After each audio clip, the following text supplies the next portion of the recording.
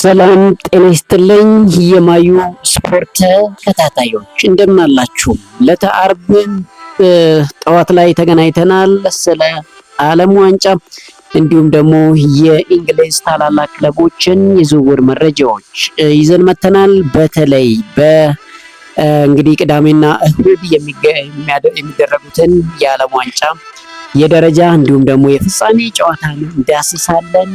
የእንግሊዝ ብሔራዊ ቡድን አሰልጣኝ የደረጃ ጨዋታውን እንደው ለስም እንጂ ባልጫወተው ደስ ይለኛል ሲሉ የተናገሩት ሀሳብ አለ። ስለዚህም የምነግራችሁ ነገር አለ። በደረጃ ጨዋታ እንግሊዝ ከፈረንሳይ ቅዳሜ እኩለ ሌሊት ላይ 6 ሰዓት ላይ ሲል ጨዋታ ይደረጋል። ስለዚህ ጨዋታ እናነገር እንላለን። የፍጻሜው ጨዋታ ዓለም ሁሉ በጉጉት እሁድ ምሽት 4 ሰዓት ላይ የሚጠብቀው ጨዋታ ነው። በዚህ ጨዋታ እንግዲህ የዓለም እግር ኳስ ኮከቡ ሊዮኔል ሜሲን ከአልጋ ወራሹ ላሚን ያማል ጋር ተፋጠዋል። ስለዚህ ጨዋታ የ2007ቱን ታዋቂ ፎቶግራፍ ታሪክ በማንሳት የምነግራችሁ አዲስ ነገር አለን። ለቻናላችን አዲስ ሆናችሁ ቻናላችንን ሰብስክራይብ፣ ቪዲዮአችንን ላይክ አድርጋችሁ እንድታበረታቱን በአክብሮት እንጋብዛለን። እንግዲህ በቅድሚያም እንግሊዝን ከፈረንሳይ የሚያገናኘውን የደረጃ ጨዋታ እንመልከት። አሰልጣኝ ቶማስ ቱኬል በብዙዎች ዘንድ ትችት እየተሰነዘረባቸው ይገኛሉ። ነገር ግን እሳቸው እኔ ምንም የሚጸጽተኝ አንዳችም ነገር የለም ሲሉ እንግዲህ ሀሳባቸውን መስጠታቸው አይዘነጋም። ይህ በእንዲህ እንዳለ አሰልጣኙ እንግዲህ በእንግሊዝ ብሔራዊ ቡድን መቀጠል እንደሚፈልጉ ተነግሯል። እንግዲህ የእንግሊዝ ብሔራዊ ቡድን አሰልጣኝ ቶማስ ቱኬል ቡድኑ አሰልጣኝነት መቀጠል እንደሚፈልጉ ገልጸዋል። የ2 ዓመት ኮንትራት ያላቸው ቶማስ ቱኬል በቡድኑ መቀጠል ፈልጋለሁ ያሉ ሲሆን የተሻለ ነገር የመስራት እቅድ አለኝ ብለዋል። እንግዲህ አሰልጣኙ በ2028 የአውሮፓ ዋንጫ ውድድር እንግሊዝን የመምራት ፍላጎት እንዳላቸው ገልጸዋል። በሌላ በኩል አሰልጣኝ ቶማስ ቱኬል የእንግሊዝ እግር ኳስ ማህበር ሙሉ ድጋፍ እንዳላቸው ተገልጿል። የእግር ኳስ ማህበሩን ኃላፊ ማርክ ቤሊንግሃም ቶማስ ቱኬል በኃላፊነት እንደሚቀጥሉ በማህበራዊ ትስስር ገጻቸው አረጋግጠዋል። እንግዲህ እኚህ አሰልጣኝ በተለይ በአሰላለፍ እየተተቹ ይገኛሉ። እንግሊዝ ብሔራዊ ቡድን አፈግፍጋ ለመከላከል ያደረገችው ጥረት ውጤት ሳትይዝ እንድትወጣ ሆኗል። ይህ ደግሞ እንግዲህ በአሰልጣኙ ላይ ክፉ ትችት እንዲተች ተደርጎ ሰምተናል። በተለይ የጆዜ ሞሪኖን አስተያየት ለማንሳት ያክል የኮቤ ማይኖን መጥራትና አንድም ጨዋታ ሳያደርግ እንዲመጣ መፍቀድ በፍጹም ልንቀበለው የሚገባ ነገር አይደለም ሲል ሀሳቡን ሰጥቷል። ኮቤ ማይኖ በሁሉም ጨዋታ ይግባ ይጮት እያልን አይደለም፣ ነገር ግን ልክ እንደ አርጀንቲና ያለ ጨዋታ ላይ በጣም አስፈላጊ ነው። እስካልጠበቅኩ ቦታ ላይ ጎል ሲያስቆጥርልህ ተመልክተናል። መሀል ሜዳውን ያደራጃል። ኮቤ ማይኖን ጠርቶ ለልምምድና ለወንበር ማሞቅ ብቻ በዓለም ዋንጫው ማሳተፉ ተገቢ አይመስለኝም ሲል ትችቱን ሰንዝሯል። ዋይኔ ሮኒም የተሸነፍነው በአሰልጣኝ ቶማስ ቱኬል ምክንያት ነው ሲል አስተያየቱን መስጠቱ አይዘነጋም። ይህ በእንዲህ እንዳለ ነው እንግዲህ የእንግሊዝ ብሔራዊ ቡድን አሰልጣኝ ቶማስ ቱኬል የደረጃ ጨዋታ ማድረግ እንደማይፈልጉ የገለጹት አንድም የእንግሊዝ እንዲሁም የፈረንሳይ ተጫዋች ይህንን ጨዋታ ማድረግ አይፈልግም ሲሉ እንግዲህ ቶማስ ቱኬል ተናግረዋል። አክለውም ፍላጎታችን የዓለም ዋንጫ ፍጻሜ መጫወት ነበር፣ የቻልነውን አድርገናል፣ አልተሳካም ሲሉ ተደምጠዋል። ከፈረንሳይ በአንድ ቀን ያነሰ ማረፊያ ጊዜ ነው ያለን ሲሉ ቅሬታቸውንም የገለጹት ቶማስ ቱኬል የሙያ ስነ ምግባር ለማክበር እንጫወታለን እንጂ ምንም የደረጃ ጨዋታ ማድረግ ፍላጎቱ የለንም ሲሉ እንግዲህ አስተያየታቸውን ሰጥተዋል። እኚህ ሰው ምንም እንኳን ብዙዎች በአሰላለፋቸው ትችትን ቢዘነዝሩባቸው እሳቸው ግን በአደረኩት ነገር አንዲትም ደቂቃ አልጸጸትም ሲሉ እንግዲህ ተናግረዋል። የእንግሊዝ ብሔራዊ ቡድን አሰልጣኝ ቶማስ ቱኬል በጨዋታው ለምን መከላከልን እንደመረጡ ሲናገሩ 5 ተከላካይ ለመጠቀም ወስኛለሁ ያሉት አሰልጣኙ ምክንያቱም ብዙ ክፍተቶች ነበሩብን ሲሉ እንግዲህ አስረድተዋል። በተጨማሪም አርጀንቲናም የአየር ኳስ ብልጫ ወስዳብን ነበር ሲሉ እንግዲህ ተናግረዋል። አልጸጸትም ያሉት ቶማስ ቱኬል ያደረግነው ከምርጥ ጨዋታዎች አንዱን ነው፣ ምናልባትም ምርጡ ነው ሲሉ እንግዲህ ተናግረዋል። ይህ ብዙዎችን የሚያስማማ አይመስልም። አርጀንቲና ከብዙ ኳስ ፖዚሽን ነው እንግዲህ እንግሊዝን ማሸነፍ የቻለችው በተለይ ዴክላን ራይስ ከሜዳ ከወጣ በኋላ ሙሉ በሙሉ አርጀንቲናዋን በሜዳው ላይ ሲፈነጩ ተመልክተናል። ከዛም በኋላ ነው እንግዲህ 2 ጎሎች አስተናግደው ከፍጻሜው የተሰናበቱት። በቀጥታ ወደ ስፔን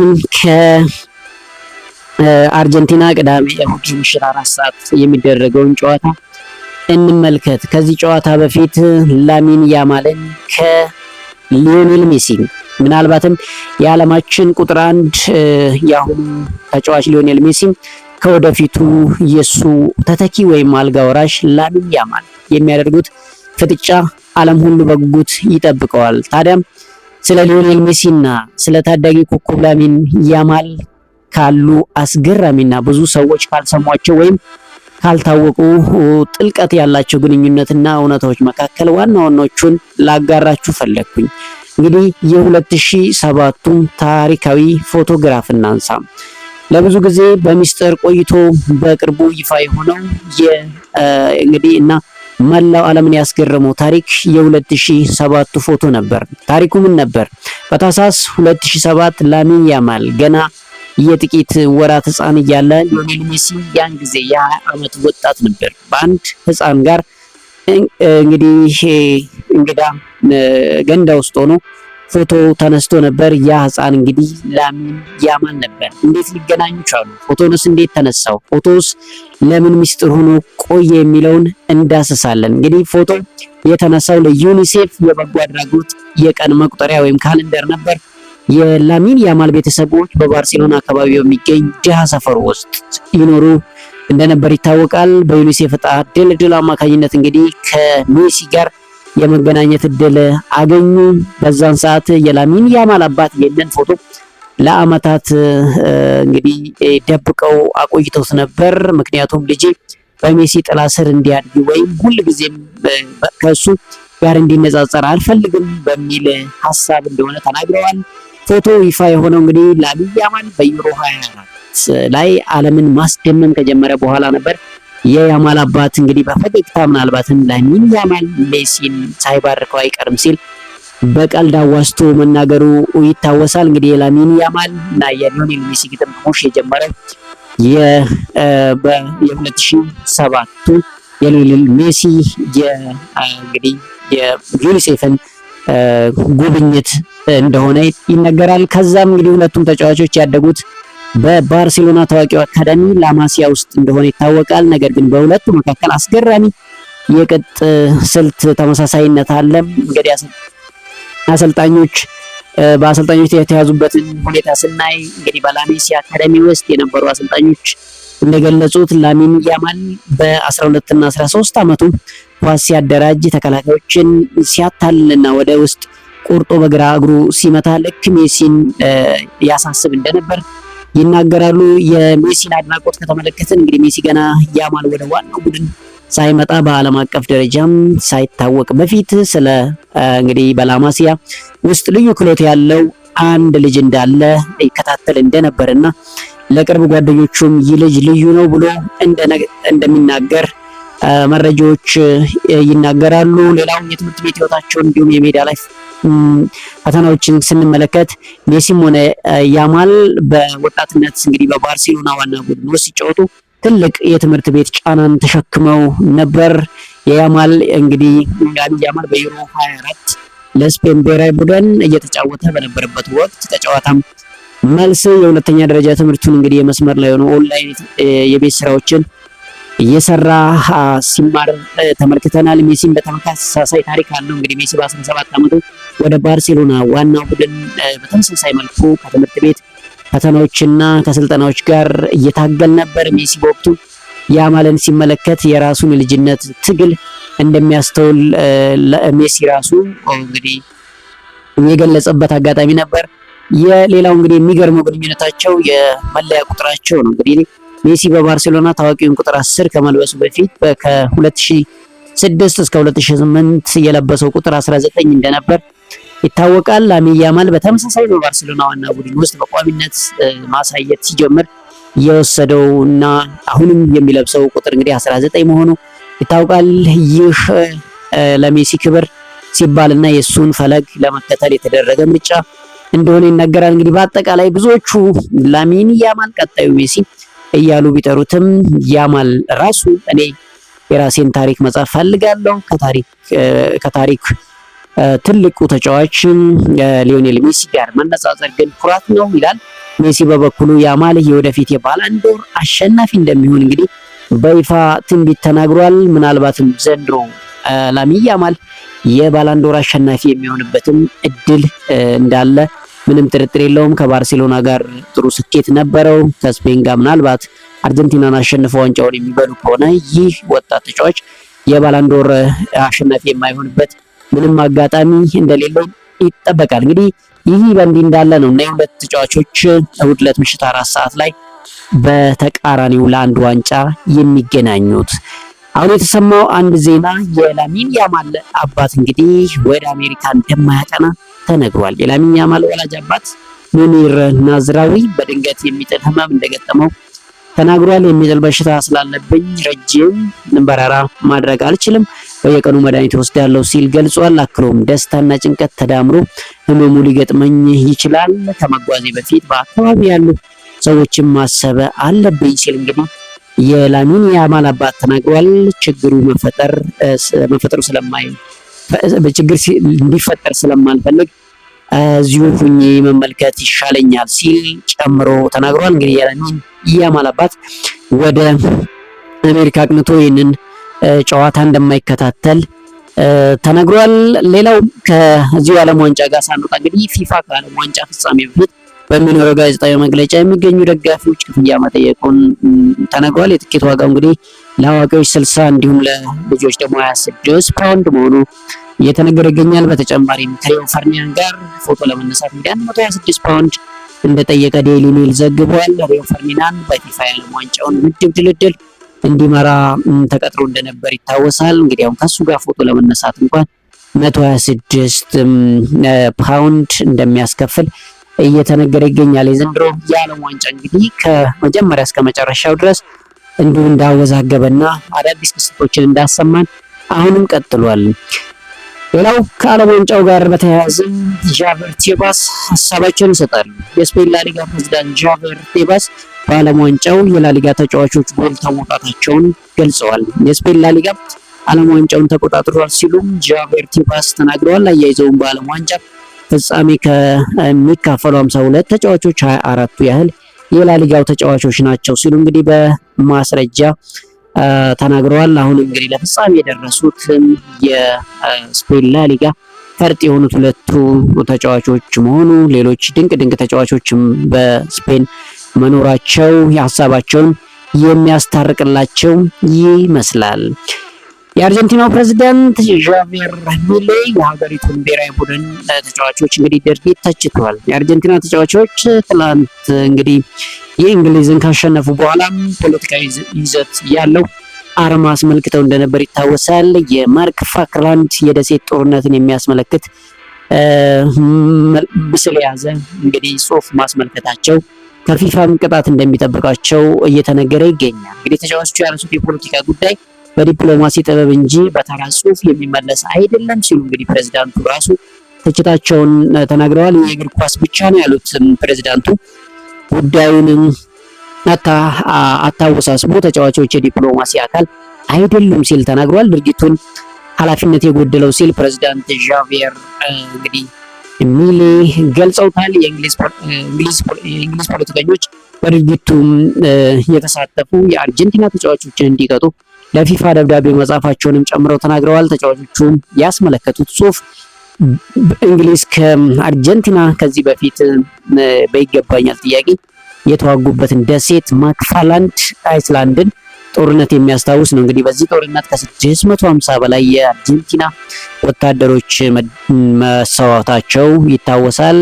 ያን ነገር ማስታወሳቸው ተገቢ እንዳልሆነ እንግዲህ ተናግሯል። ታላቁ ሰው በእንግዲህ ፍጻሜ ይገኛሉ ተብሏል። የአሜሪካው ፕሬዝዳንት ዶናልድ ጄ ትራምፕ ይህ ፕሬዝዳንት እንግዲህ የዓለም ዋንጫ ጨዋታን በፍጻሜ እንግዲህ ይገኛሉ እየተባለ ይገኛል። ፕሬዝዳንት ዶናልድ ጄ ትራምፕ በእሁዱ ፍጻሜ ጨዋታ ላይ እንግዲህ ተናግሮ እንደነበረው በስታዲየሙ ይገኛሉ። የፍጻሜው አሸናፊ ቡድን አምበል ጨዋታውን ከፕሬዝዳንት ዶናልድ ጄ ትራምፕ እጅ እንደሚቀበል ተነግሯል። ሊዮኔል ሜሲም አርጀንቲናን እንዲሁም ሮደሪ ስፔንን በአምበልነት እየመሩ ወደ ሜዳ ይገባሉ ተብሎ ይጠበቃል። ይህን ጨዋታ እንግዲህ ማን ያሸንፈዋል የሚለው በጉጉት ቢጠበቅም ዶናልድ ጄ ትራምፕ መክፈቻው ላይ ሳይገኙ አሁን ደግሞ ፍጻሜው ላይ እንግዲህ ይገኛሉ ተብሎ ተነግሯል። ሌላ ብዙ ሰዎች ይገኛሉ ተብሎ ይጠበቃል። የስፔኑ ንጉስ በፍጻሜው እንደሚገኙ ተነግሯል። የስፔን የ26 የዓለም ዋንጫ ፍጻሜ ጨዋታውን ከአርጀንቲና ጋር ስታደርግ በፍጻሜ ጨዋታ የስፔኑ ንጉስ ፊሊፔ ስድስተኛ እንደሚገኙ እንግዲህ ይፋ ተደርጓል። የሀገሩ ንጉስ ስፔን ፈረንሳይን አሸንፋ ለፍጻሜ ስትበቃ በደስታ እየጨፈሩ የሚያሳይ ተንቀሳቃሽ ምስል አጋርተው እንደነበር ይታወሳል። ንጉሱ ለአሰልጣኝ ሌዎስ ዴላ ፎንቴ ደውለው እንግዲህ እንኳን ደስ አለ ማለታቸውም ተነግሯል። እሁድ በኒውዮርክ ከተማ በሚካሄደው በፍጻሜ ከቤተሰቦቻቸው ጋር እንደሚገኙ እንግዲህ ከወዲሁ እየተዘገበ ይገኛል። ታዲያም እሁድ ዕለት እንግዲህ ፍጻሜው ሲደረግ ሌላው ተጠባቂ ነገር አለ። የወርቅ ጫማውን ማን ይወስደዋል የሚለው እስካሁን ሙሉ በሙሉ ጥርት ያለ መልስ አላገኘም። ምክንያቱም ለኪሊያን ምባፔና ሊዮኔል ሜሲም አንገት ለአንገት እየተወዳደሩበት ይገኛሉ። ሊዮኔል ሜሲ 8 ጎሎች አሉት፣ እንዲሁም ኪሊያን ምባፔም 8 ጎሎች አሉት። ስለዚህ ሁለቱም ተጫዋቾች እንግዲህ አሁን አንዳንድ ጨዋታን ያደርጋሉ። ነገር ግን አሁን ባለው ነባራዊ ሁኔታ ይህ ጨዋታ የሚጠናቀቅ ከሆነ ሊዮኔል ሜሲ አለምንም ጥርጥር የወርቅ ጫማው አሸናፊ ይሆናል። ምክንያቱም 4 ለጎል የሆኑ ኳሶችን በማቀበሉ ኪሊያን ምባፔ 8 ጎል አለው፣ 3 ለጎል የሆኑ ኳሶችን አመቻችቶ አቀብሏል። ትላንትና ሊዮኔል ሜሲ እስከሚጫወት ድረስ ኪሊያን ምባፔ የወርቅ ጫማውን እንደሚያነሳ እርግጥ ነበር። ነገር ግን ሊዮኔል ሜሲ 2 አሲስት በማድረጉ ምክንያት አሁን በዚህ ሁለቱም ወይ የማያስቆጥሩ ወይ ደግሞ አሲስት የማያደርጉ ከሆነ ሊዮኔል ሜሲ የወርቅ ጫማው ተሸላሚ ይሆናል። ነገር ግን ምናልባት ሊዮኔል ሜሲ በፍጻሜው ምንም አይነት ጎል ወይም ደግሞ ኳስ የማያቀብል ከሆነና ኪሊያን ምባፔ 1 ጎል የሚያስቆጥር ወይ ደግሞ 1 አሲስት የሚያደርግ ከሆነ በአጠቃላይ ኪሊያን ምባፔ የሚወስድ ይሆናል። ስለዚህ አሁንም ያለቀለት ጉዳይ እንዳልሆነ እንመለከታለን ማለት ነው። ኪሊያን ምባፔ ከእንግሊዝ ጋር ይጫወታል። ለደረጃ ጨዋታ ነው። እንግሊዞች አሁን ያን ያክል ትኩረት የሚሰጡት አይመስሉም። ነገር ግን ፈረንሳዮች ብዙ ጊዜ ብዙ ጎል የማስቆጠር አቅም አላቸው። ስለዚህ ኪሊያን ምባፔ ብዙ ጎል የማስቆጠር ወይ ደግሞ አሲስት ካደረገ የሚወስድ ይሆናል። የፈረንሳይና የስፔንና የአርጀንቲና ጨዋታ የፍጻሜ ጨዋታ ስለሆነ ያን ያህል ብዙ ጎሎች ይቆጠራሉ ተብሎ አይጠበቅም። ስለዚህ አሁንም ሊዮኔል ሜሲ ኪሊያን ምባፔ የተሻለ እድል አለው ብለን ልናስብ እንችላለን። ነገር ግን ሊዮኔል ሜሲ ነው አሁንም የሚሰራው አይታወቅም። ስለዚህ የመጨረሻውን እንግዲህ የምናይ ይሆናል። ስፔንና አርጀንቲና እንግዲህ በአሁኑ ትውልድ ምናልባትም ከሉዊስ ዴላ ፎንቴ ውጪ አንድም ተጫዋችም ሆነ የአሰልጣኝ አባላት ይህንን ለዓለም ፍጻሜ ላይ ወይም ደግሞ የዓለም ዋንጫ ፍጻሜ ላይ ተገኝቶ አያውቅም። ከአሁን ፊት ግንኙነታቸው ቢኖርም ያን ያክል የአሁኑ ተጫዋቾች በዚህ ጨዋታ ላይ ለፍጻሜ እንግዲህ ተሳትፈው አያውቁም። ሊዮኔል ሜሲም ሆነ ላሚን ያማል ሌሎችን የስፔን ተጫዋቾችን ጨምሮ አንድም ተጫዋች በዓለም ዋንጫ ፍጻሜ እንግዲህ ተገናኝቶ አያውቁም። ለመጀመሪያ ጊዜ ነው። ነገር ግን በአጠቃላይ 14 ጊዜ ተገናኝተዋል። እንግዲህ ሁለቱ ክለቦች 6 ጊዜ ተሸናንፈው በቀረው ሁለቱ አቻ ተለያይተዋል። እንግዲህ 1966 በዓለም ዋንጫው ተገናኝተው ነበር። በወቅቱ አርጀንቲና ስፔንን 2-1 አሸነፈችም። በዛን ጊዜ ስፔን እንግዲህ አርጀንቲና አሸንፋ ነበር። ከዛም በኋላም ብዙ ጊዜ ተገናኝተዋል። እንግዲህ በ2010 የዓለም ዋንጫ የተገናኙበት አጋጣሚ አለ። በኮፓ አሜሪካ አርጀንቲና ከስፔን የተጫወተችበት አጋጣሚ አለ። የፋይናሊዝም ጨዋታ እንደተሰረዘ እናውቃለን። ለዚህ አሁን እንግዲህ ለመጀመሪያ ጊዜ ሁለቱ ሲገናኙ ማን ያሸንፋል የሚለው በጉጉት የሚጠበቀው ጉዳይ ነው። እንግዲህ በወርልድ ፋይናሊዝም ላሚን ያማልና ሊዮኔል ሜሲ ይገናኛሉ ተብሎ ሲጠበቅ ነበር። ያ በመሰረዙ ምክንያት ሁለቱ ደጋፊያን እንግዲህ የነኝን ግንኙነት በመቅረሱ ተቆጭተው ነበር። አሁን በፍጻሜ ተገናኝተዋል። በጣም አዝናኝ ጨዋታ የምንመለከት ይሆናል። የስፔን ምንም ጥርጥር የለውም አዝናኝ እንደሚሆን ይጠበቃል። ምናልባትም አርጀንቲና በእንግሊዝ ጨዋታ የመጀመሪያውን አጋማሽ ያስመለከተችን ጨዋታ ከሆነ ያን ያህል በጣም ደስ የሚል ጨዋታ አልነበረም። ነገር ግን ሁለተኛው አጋማሽ ላይ ሙሉ በሙሉ ተቀይረው መጡ። በተለይ ጎል ከተቆጠረባቸው በኋላ ያሳዩን ድንቅ እንቅስቃሴ መልካም እንደነበር ተመልክተናል። ሌላው በዚህ በዓለም ዋንጫ በተለይ የዘላተን ኢብራሂሞቪች ሀሳብ አስገራሚ ሆኖ እየተነሳ ይገኛል። ዘላተን ኢብራሂሞቪች ምን ብሎ ነበር ከእንግሊዝና ከአርጀንቲና ጨዋታ በፊት? ያኔ እንግሊዝ የእግዜር እጅን አይታ ነበረ፣ ዛሬ ደግሞ የግራ እግርን ታያለች ሲል እንግዲህ ሊዮኔል ሜሲ በግራ እግሩ ወይ ጎል ያስገባል ወይ ደግሞ አሲስት ያደርጋል የሚለውን ሀሳቡን እንግዲህ ግምቱን ቀድሞ ሰጥቶ ነበር። እንዳለውም ሊዮኔል ሜሲ እንግዲህ በግራ እግሩ አሲስት አድርጎ ላውታሮ ማርቲኔስ ጎል አስቆጥሯል።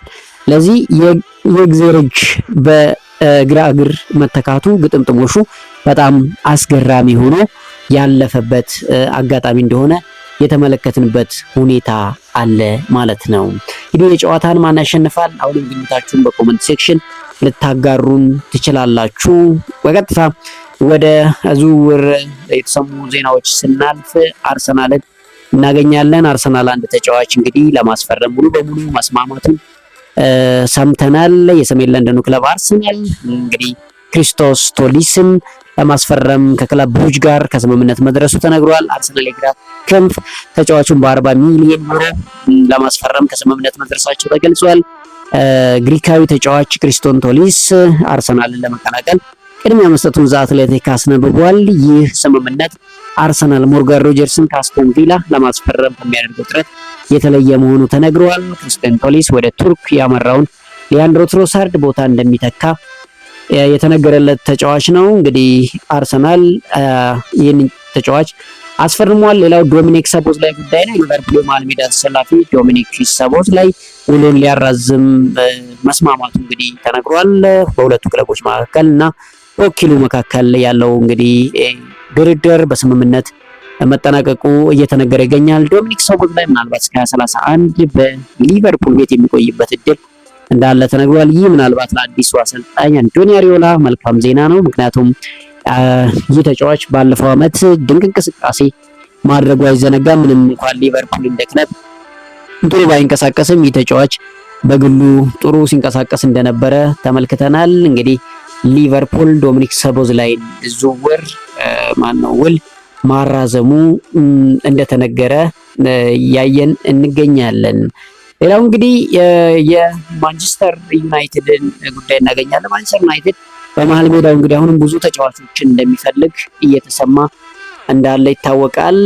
ከሰሞኑ ጆao ጎሜዝን እንግዲህ ከወልቨርሃምፕተን ወንደረርስ ያስፈርማል ተብሎ ሲጠበቅ ነበር። ይህን ተጫዋች ሊቨርፑልም እንደሚፈልገውና ወደ ውድድሩ እንደገባ ተመልክተን ነበር። አሁን በአቋራጭ አስቶን ቪላ ልክ ማንቸስተር ዩናይትድ ምንም ድምጽ ሳያሰማ ዩሪ ቴሌማስን እንዳስፈረመው ሁላ አስቶን ቪላዎች ጆao ጎሜዝን ከወልቨርሃምፕተን ወንደረርስ ለማስፈረም ቀዳሚው እንደሆኑና ምናልባትም ፋብሪዚዮ ሮማኖ በቅርቡ ሂሩጎ ሌላው የሚችለው የዝውውር ዜና እንደሆነ እየተሰማ ይገኛል። ማንቸስተር ዩናይትድ ጆao ጎሜዝን፣ ማኑ ኮኔን፣ አዳም ዋርተን፣ ካርሎስ ባሌባን እንዲሁም ኤድዋርዶ ካማቪንጋን እንደሚመለከት ሰምተን ነበር። አሁን ጆao ጎሜዝ ጉዳይ አጠራጣሪ ሆኗል። ማኑ ኮኔም እንግዲህ አሁን ሌላ ተወዳዳሪ ገብቶበታል። ቼልሲ የማኑ ኮኔ ፈላጊ ሆኖ ብቅ ብሏል።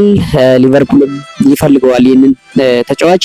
እስካሁን ልጁ ከየትኛውም ክለብ ጋር እንግዲህ ድርድር ወይም ደግሞ ንግግር እንዳላደረገ እየተነገረ ይገኛል። ማኑ ኮኔ ትክክለኛው የኮቤ ማይኖ እና የዩሪ ቴሌማስ አጣማሪ ይሆናል ተብሎ ቢጠበቅም አሁን እንግዲህ ተወዳዳሪዎች በስተዋል። ሮማ 50 ሚሊዮን ፓውንድ ነበር የሚፈልገው። አሁን ምናልባትም ወደ 60-70 ከፍ የሚያደርግበት አጋጣሚ ሊፈጠርለት እንደሚችል እየተነገረ ይገኛል። በመጨረሻ እንግዲህ ማንቸስተር ዩናይትድ ምን ያደርጋል የሚለው በጉጉት የሚጠበቀው ጉዳይ ሆኗል። ሌላው ማንቸስተር ዩናይትድ አሁን ወደ አዳም ዋርተን እና ካርሎስ ባሌባ ዝውውርም በደንብ እንደገባበት እየተነገረ ይገኛል። ሌላው ኤድዋርዶ ካማቪንጋ ነው። ኤድዋርዶ ካማቪንጋ በጆዜ ሞሪኖ እንደማይፈለግ እየተሰማ ይገኛል። ደግሞ ምናልባት ለማንቸስተር ዩናይትድ መልካሙ ዜና ሊሆን ይችላል። ስለዚህ ማንቸስተር ዩናይትድ ከኤድዋርዶ ካማቪንጋ የሚመለከትበት ድሉ እንዳለው እየተነገረ ይገኛል። ሌላው የበለጠ ማንቸስተር ዩናይትድ አሁን እየሰራበት የሚገኘው የሉዊስ ሃል ጉዳይ ነው። ሉዊስ ሃል እንግዲህ ማንቸስተር ዩናይትድ በጥብቅ እየፈለገው ያለው የኒውካስል ዩናይትድ ወጣት ተጫዋች ነው። እንግዲህ ኒውካስል ዩናይትዶችም ሉዊስ ሃልን ላለመሸጥ እየተደራደሩ ይገኛሉ። ነገር ግን ማንቸስተር ዩናይትድ ከመጀመሪያ ጀምሮ እስካሁን በሉዊስ ሃል ጉዳይ ተስፋ የቆረጠ አይመስልም። ማንቸስተር ዩናይትድ ሉዊስ ሃልን አምጥቶ ፓትሪክ ዶርጉን ገፋ አድርጎ ማጫወት ይፈልጋል የሚሉ ዜናዎች እየወጡ ይገኛሉ። የማይክል ካሪክ ማንቸስተር ዩናይትድ ቀጣይ ዓመት እንግዲህ ምናልባትም ለዋንጫ የሚፎካከርበትን ድል ለማመቻቸት እየጣረ ይገኛል። ከዚህ ጥረቱ መካከል እንግዲህ የመሃል ሜዳውንና የግራ ተከላካዩን ቦታ ማጠናከር እንዲሁም ደግሞ ምናልባትም ጆሹዋ ዚርክዚ የሚለቅ ከሆነ ለሱ ተተኪ ማግኘት እንደሆነ ይጠበቃል። ስለዚህ ማንቸስተር ዩናይትድ በዚህ ክረምት የኒውካስል ዩናይትዱን ተከላካይ ሉዊስ ሃልን ለማስፈረም አጥብቀው እየሰሩ ይገኛሉ። እንግዲህ ሉዊስ ሃል 60 ሚሊዮን ፓውንድ ይገመታል። ይህንን ተጫዋች ማንቸስተር ዩናይትድ ያመጣል ወይስ ደግሞ ምን ያደርገዋል የሚለው በዛ መስመር በጉጉት የሚጠበቀው ጉዳይ ነው። ከምንም በላይ ግን ማንቸስተር ዩናይትድ በመሃል ሜዳው ላይ አንድ ወጥና ትክክለኛ ታጋይ የመሃል ሜዳ ተጫዋች ማምጣት ይጠበቅበታል። ለዚህም እንግዲህ ትክክለኛው ማኑ ኩኒ፣ አዳም ዋርተን፣ ካርሎስ ባሌባ፣ ኤድዋርዶ ካማቪንጋ ወይስ ደግሞ አሌክስ ስኮት የሚለው አሁንም ገና ጥርት ያለ መረጃ የለም። መጨረሻውን እንግዲህ የምናይ ይሆናል። እንግዲህ ሌላው የማርከስ ራሽፎርድ ጉዳይ ነው። ማንቸስተር ዩናይትድ ቤት የሚነሳው ጉዳይ የማርከስ ራሽፎርድ ጉዳይ ነው። እንግዲህ ማርከስ ራሽፎርድ አሁን ከዓለም ዋንጫ መልስ በቀጥታ ወደ ማን ዩናይትድ ተመልሶ ከማይክል ካሪክ ጋር ቀጥታ ይገናኛሉ፣ ይነጋገራሉ ተብሎ ይጠበቃል። እንግዲህ እንግሊዛዊ ተጫዋች ማርከስ ራሽፎርድ በቀጣይ ወደ ቱርክ የሚያቀናበት እቅድ እንደሌለውም ተገልጿል። ማርከስ ራሽፎርድ ስሙ ከፌነርባቼ ጋር ቢያያዝም ነገር ግን ንግግር እያደረገ እንደማይገኝ ፋብሪዚዮ ሮማኖም ይዞት ወጥቷል። ራሽፎርድ በቀጣይ ወደ ማንቸስተር ዩናይትድ ተመልሶ የቅድመ ውድድር ዝግጅት እንደሚጀምር እየተነገረ ይገኛል። እንግዲህ ተጫዋቹ ማንቸስተር ዩናይትድን የሚለቅበት እድል ቢኖርም ይህ የሚሆነው እንግዲህ ትልቅ ክለብ ከጠየቀው ብቻ መሆኑን እየተነገረ ይገኛል። ማንቸስተር ዩናይትድ እንግዲህ ራሽፎርድን የማቆየት እድልም እንዳለው ይነገራል። ነገር ግን ማንቸስተር ዩናይትድ ራሽፎርድ ቢቆይ እና አንድ ነገር ላይ ቢስማሙ ደስተኛ እንደሚሆኑ እየተነገረ ይገኛል። የደሞዝ ጉዳይ ማርከስ ራሽፎርድ ደሞዙን የሚቀንስና ማንቸስተር ዩናይትድ የሚቆይላቸው ከሆነ ያን ያክል የሚከፉበት አይመስልም። ነገር ግን ማንቸስተር ዩናይትድ አሁን እየሰራ ባለው ስታንዳርድ ከፍተኛ ደሞዝ ለተጫዋቾች መክፈል አይፈልግም። ማርከስ ራሽፎርድ ደግሞ ሳምንታዊ 350 ሺህ ይከፈለዋል። ይሄ ደግሞ ማንቸስተር ዩናይትዶችን እንግዲህ የማያስማማው ጉዳይ ነው። ማርከስ ራሽፎርድ ማንቸስተር ዩናይትድ ቤት ይቆያል ወይስ ደግሞ እሱ ይለቅና በሱ ቦታ የዌስትሃም ዩናይትድ ክሪስቲያኖ ሰመርቪል ይመጣል የሚለው አሁንም የምንጠብቀው ሌላው ጉዳይ ነው። እንግዲህ አርጀንቲና ተከላካይ ክሪስቲያን ሮሜሮ ጋሪ ኔቭል በሰጠው አስተያየት እንግዲህ መነሳሻ እንደሆነው ተናግሯል። ጋሪ ኔቭል ከጨዋታው በፊት ሮሜሮ እና ማርቲኔዝን የዓለም ምርጡና የከፋው ተከላካይ ጥምረት ሲል እንግዲህ ገልጿቸው ነበር። አክሎም እኛ እንግሊዞችን ቢያንስ 2 ጎል ከማስቆጠር የሚያግደን ነገር የለም ሲል ሀሳቡን ሰጥቶ ነበር። ሮሜሮ በበኩሉ እንግዲህ እኔና ማርቲኔዝ ከጨዋታው በፊት ይሄንን ስንሰማ ተደስተን ነበር። በእንግሊዝ ከጨዋታ በፊት ማውራት እንግሊዞች ከጨዋታ በፊት ይወዳሉ ሲል ተናገረ። ከሌሎች ተጫዋቾች አንጻር እኔና ማርቲኔዝ ትንሽ በንዴት ነበር የተጫወትነው ምክንያቱም ባወሩት ነገር ነው ሲል ተገልጿል። እግር ኳስ አቁም እንደ ጋሪ ኔቭል ገደብ አሁንም ተጫዋቾችንም አልተችም ሲል እንግዲህ ክሪስቲያን ሮሜሮ ብስጭቱን ተናግሯል። ይህ ተጫዋች እንግዲህ ከአርጀንቲና ጋር አሁን ለፍጻሜ ደርሷል። መጨረሻቸው ምን ይሆናል የሚለው በጉጉት ይጠበቃል። ዋንጫውን አንስተው የበለጠ ጥንካሬያቸውን ያስመሰክራሉ ወይስ የሚለው ይጠበቃል። እንግዲህ የማንቸስተር ዩናይትድ ሊሳንድሮ ማርቲኔዝ በጣም ወሳኝ ተከላካይ መሆኑን ያስመሰከረበት የዓለም ዋንጫ እያሳለፈ ይገኛል። መጨረሻቸውን እናያለን። ይህ ቡድን አንገታችሁን አያስደፋችሁም ይላል ሊዮኔል ሜሲ። አርጀንቲናዊ ኮከብ ሊዮኔል ሜሲም ቡድኑ የሀገሪቱን ሕዝብ አንገት እንደማያስደፋ እንግዲህ ተናግሯል። አርጀንቲና ሕዝብ ኳታር ላይ እንዳልኩት አሁንም ተዝናኑ፣ ይሄ ቡድን መቼም አንገታችሁን አያስደፋችሁም ማለት ፈልጋለሁ ሲል ተናግሯል። ማራዶና በዚህ እንደተደሰተ እርግጠኛ ነኝ፣ ድሉ ለእሱ ነው ያለው ሜሲ እሱ ለሰጠን ጊዜ እድለኞች ነን፣ ራሴን ከእሱ ጋር አላወዳድርም ሲል እንግዲህ ሊዮኔል ሜሲ ለማራዶና ያለውን ክብር ተናግሯል። ማንም ሰው ምንም ነገር አልሰጠኝም፣ ባለፉት 4 ዓመታት ምርጥ ቡድን ነበርን፣ የተበሳጨ ሁሉ መበሳጨት ይችላል ሲል ሊዮኔል ሜሲ ተናግሯል። ስለ ፍጻሜ ያነሳው ሜሲ ስፔን አስደናቂ ብሔራዊ ቡድን ነው፣ አጫዋታቸውን በደንብ አውቀዋለሁ ሲል ገልጾታል። አክሎም ለዓመታት የተከታተልኩት የጨዋታ መንገድ አላቸው፣ ብዙዎቹ ለምወደው ክለብ ባርሴሎና ይጫወታሉ፣ ተመጣጣኝ ጨዋታ ይሆናል ሲል እንግዲህ ስለ እሁዱ ጨዋታም አስተያየቱን የሰጠበት አጋጣሚ አለ።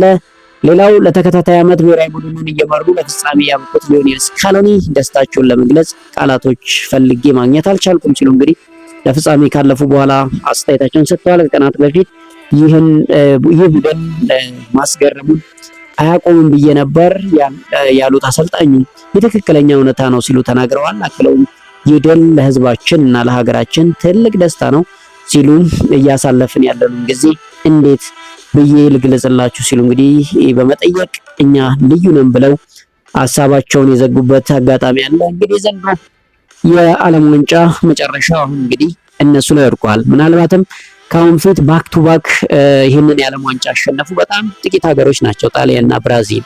ዘንድሮም አርጀንቲና ባክ ቱ ባክ ይህንን ዋንጫ አሸንፋ 3ኛዋ ክለብ ትሆናለች ወይ የሚለው እንግዲህ የሚናየው ጉዳይ ይሆናል። ምክንያቱም የፈረንሳይን አሸንፈው ኳታር ላይ ዓለም ዋንጫን አንስተዋል። ዘንድሮ ደግሞ እንግዲህ ለፍጻሜ ደርሰዋል። ምናልባትም ዋንጫውን ያነሳሉ ተብሎ ይጠበቃል። ይህን የሚያደርጉ ከሆነ ባክ ቱ ባክ ዋንጫ አነሳ 3ኛ ክለብ የሚሆኑበት አጋጣሚ ይኖራል። ለማንኛውም ይህ ጨዋታ እሑድ ዕለት መልስ ያገኛል። ውድ የማዩ ስፖርት ተከታታዮች ቻናሉን ሰብስክራይብ፣ ቪዲዮውን ላይክ አድርጋችሁ እንድታበረታቱን በአክብሮት እንጋብዛለን። ለዕለቱ ያዝንላችሁ አጫጭር የዓለም ዋንጫን እንዲሁም የዝውውር የተመለከቱ ዜናዎች ይህንን ይመስላሉ። በሌላ ጠቃሚ ዜና እንገናኛለን። መልካም